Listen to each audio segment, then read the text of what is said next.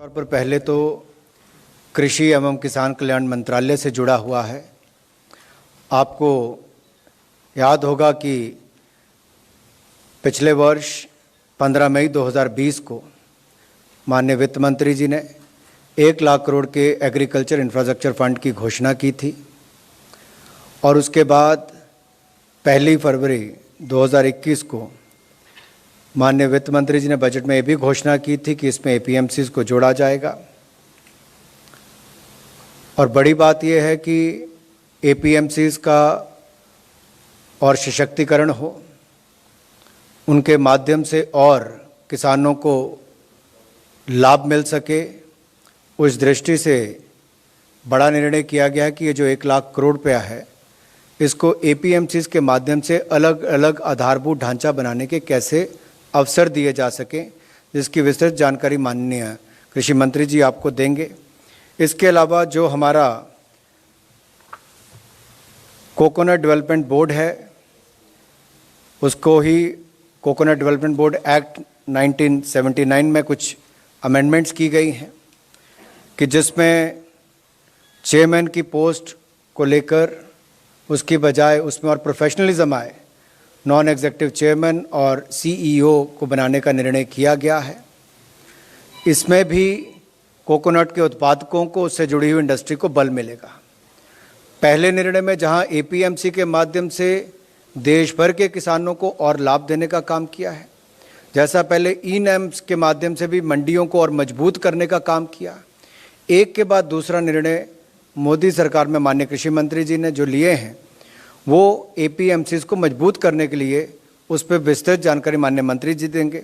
जो दूसरा विषय हेल्थ से रिलेटेड है, क्योंकि पिछले वर्ष के बाद ही लगातार कोरोना से लड़ने के लिए बहुत सारे कदम केंद्र सरकार ने भी उठाए, राज्य की सरकारों की मदद करने का काम भी किया।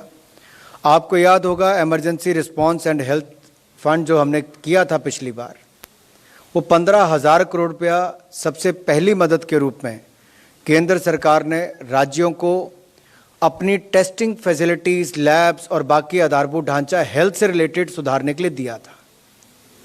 उसके बाद ये भी निर्णय किए कि एसडीआरएफ का पैसा भी कोविड की लड़ाई में इस्तेमाल किया जा सकता है।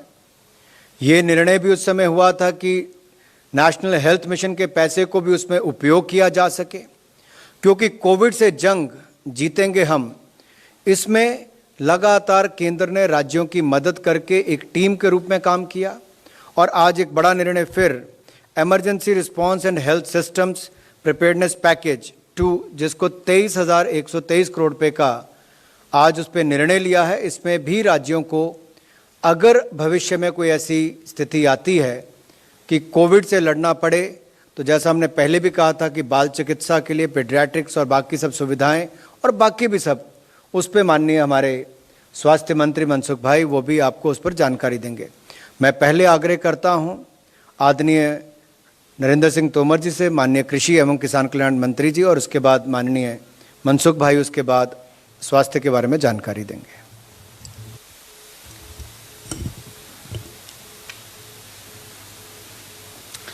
इस अवसर पर उपस्थित हमारे स्वास्थ्य एवं परिवार कल्याण मंत्री माननीय श्री मनसुख भाई मांडविया जी और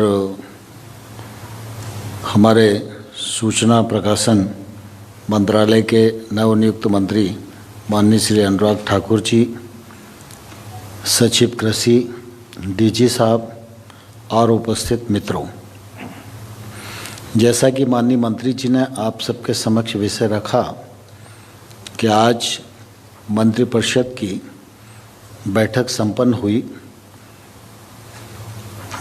प्रधानमंत्री नरेंद्र मोदी जी की अध्यक्षता में बैठक में कृषि एवं स्वास्थ्य मंत्रालय से संबंधित अनेक निर्णय हुए। कृषि मंत्रालय से संबंधित जो निर्णय हैं, विगत 7 वर्षों के आप सब भी साक्षी हैं, लगातार भारत सरकार के निर्णय, प्रधानमंत्री नरेंद्र मोदी जी की जो कृषि और किसान के प्रति प्रतिबद्धता है उसके परिचायक हैं और वो प्रतिबद्धता को दर्शाते हैं। हम सब जानते हैं कि हमारे देश में एक बड़ा क्षेत्र है जहाँ नारियल की खेती होती है।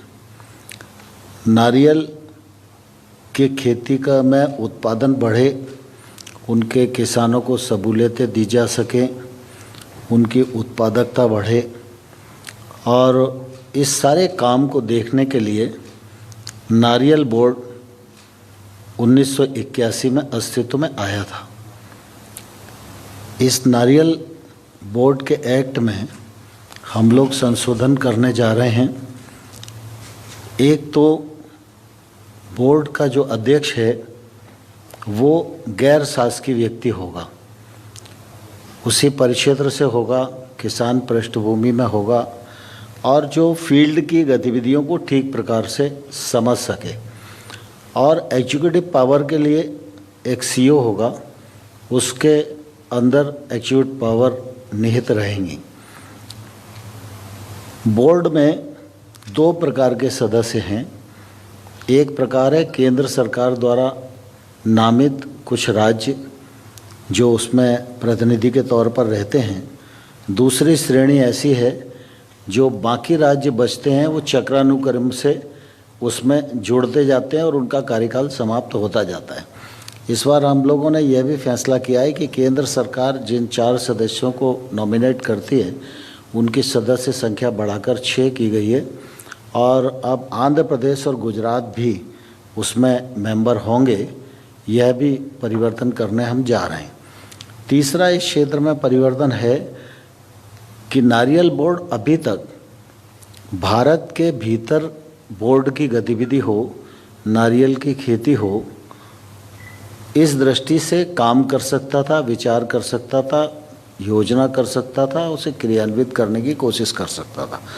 लेकिन अब नारियल की खेती और नारियल के किसान को और लाभ हो, इस दृष्टि से वह भारत के बाहर भी गतिविधि की आवश्यकता है तो बोर्ड उस पर विचार कर सकता है और आगे बढ़ सकता है। ऐसे 3-4 प्रकार के संशोधन निश्चित रूप से इस दिशा में हुए हैं। दूसरा आप सबको ध्यान में है, और मैं किसान आंदोलन से जुड़े हुए मित्रों को भी कहना चाहता हूँ, आम तौर पर ये कहा जाता है कि नए कानून आए उससे एपीएमसी ख़त्म हो जाएगी। आप सबके ध्यान में है कि भारत सरकार ने जो कुछ भी समय समय पर कहा है उसको करने का सद प्रयत्न किया है।